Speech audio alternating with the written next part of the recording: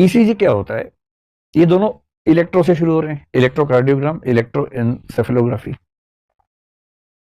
हम लोग सोचते हैं कि आत्मा है, चेतना है, वो सब सोचते हैं, लेकिन न्यूरो साइंस में जितनी स्टडीज हो रही है, न्यूरो साइंस इस समय की बहुत महत्वपूर्ण साइंस है।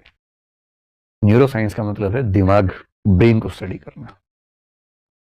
कुछ तो इतने इंटरेस्टिंग केसेस हैं। कुछ लोगों ने एक स्टडी निकाली कि ब्रेन के जो बहुत सारे पार्ट्स हैं, उसमें एक पार्ट होता है प्री फ्रंटल कॉर्टेक्स, कहते हैं उस पार्ट को। और बहुत स्टडीज हुई तो पता लगा कि हमारे दिमाग के कौन से हिस्से किस चीज के लिए जिम्मेदार हैं। ये दिमाग की फोटो है, और इस दिमाग का आगे जो हिस्सा ये है, इसको बोलते हैं प्रीफ्रंटल कॉर्टेक्स।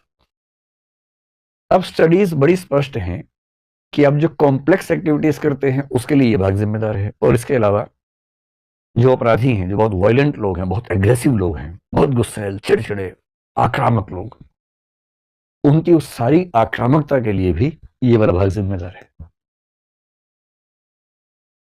तो न्यूरो क्रिमिनोलॉजी में एक समाधान ये आया कि भी जैसे मान लीजिए कोई व्यक्ति है, रेप किया, मर्डर कर दिया उसने किसी का, आपने 14 साल जेल में डाला उसको, जेल में 4 मर्डर कर दिए। अब जेल के कैदी भी कह रहे हैं सर इसको छोड़ दीजिए, बस इसी तरह से हमें जेल में रख लीजिए और इसको छोड़ दीजिए। अब आप एकांत कारावास में रखेंगे तो उसके फंडामेंटल राइट्स खत्म होते हैं।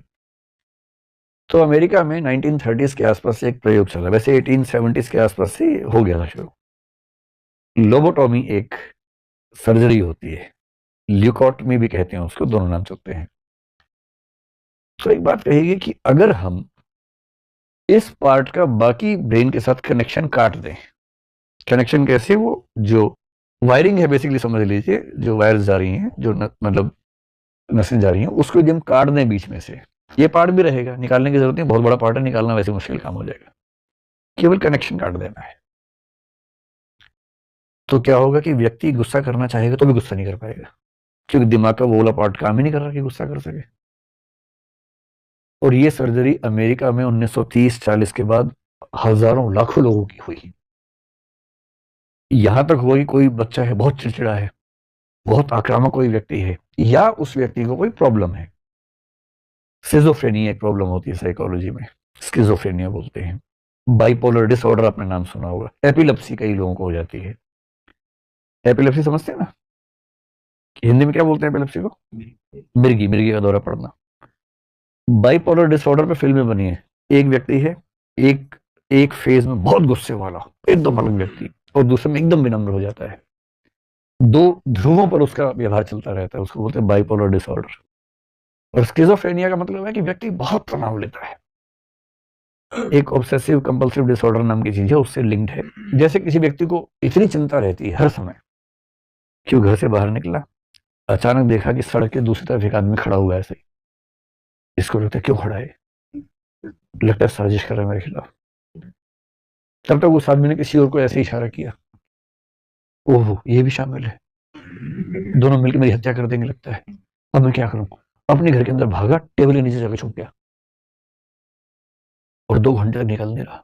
फिर घर में कोई है, उसने कहा अंदर क्या कर रहे हो, बाहर आओ। इसको लग रहा है तुम भी शामिल हो। इस तरह के तनाव, इस तरह की एंग्जाइटी कुछ लोगों को होती है। तो ये स्किजोफ्रेनिया के बहुत सारे लक्षणों में से एक लक्षण कुछ लोगों को ऐसा दिखता है। ये वो लोग हैं जिनका दिमाग कंट्रोल नहीं हो पाता, वो सब प्रॉब्लम्स यहां से होती हैं। तो एक तरीका है कि इसके तार काटो तो काम खत्म करो, न उतना तनाव होगा, लोग मस्त रहेंगे। लेकिन ऐसे बहुत केसेस हुए, कई लोग ठीक भी हुए, वो थोड़े पैसिव हो जाते हैं, बहुत जिंदगी उनकी रंगीन नहीं होती, बहुत मस्त मौला नहीं होती, लेकिन हाँ कम से कम उतना एग्रेशन नहीं रहता, गुस्सा नहीं रहता, नफरत नहीं रहती। कभी कभी गलत भी हो जाता है। अमेरिका में एक राष्ट्रपति का नाम सुना होगा आपने, जॉन एफ कैनेडी। अमेरिका सबसे स्मार्ट राष्ट्रपति हुए, सबसे सुंदर राष्ट्रपति। ऐसे भारत में बोलते हैं ना, राजीव गांधी सबसे स्मार्ट प्रधानमंत्री हुए, तक सबसे सुंदर प्रधानमंत्री हुए। मतलब कोई प्रधानमंत्री सुंदर है नहीं, कोई कसौटी नहीं है, लेकिन कहने वाले कहते हैं। तो JF कैनेडी बड़े स्मार्ट आदमी थे, बाद में उनकी हत्या हो गई। 1941 में उनकी बहन रोजमेरी कैनेडी के साथ लोबोटॉमी का सर्जरी हुई, और उनकी बहन, ये है उनकी बहन रोजमेरी कैनेडी। और दुर्भाग्य ये कि उस सर्जरी के बाद ये जिंदगी भर उठ नहीं पाई, मतलब नॉर्मल लाइफ नहीं जी पाई, इंस्टीट्यूशनलाइज हो गई, इनकैपेसिटेटेड हो गई। इसका मतलब उनकी एक सामान्य व्यक्ति के रूप में जो क्षमताएं थी वो सारी खत्म हो गई। तो आजकल न्यूरो क्रिमिनोलॉजी में, आजकल न्यूरो मेडिकल साइंसेस में बहुत सारी नई चीजें आ रही हैं, जिनमें से कुछ चीजों को हम समझेंगे। और उसमें से एक चीज ईसीजी और ईईजी आई। न्यूरो मतलब ईईजी, ईसीजी तो हार्ट का मामला है। तो होता क्या है कि हमारे शरीर के अंदर जो कनेक्टिविटीज हैं वो सारी इलेक्ट्रिकल पल्सेस के रूप में होती है।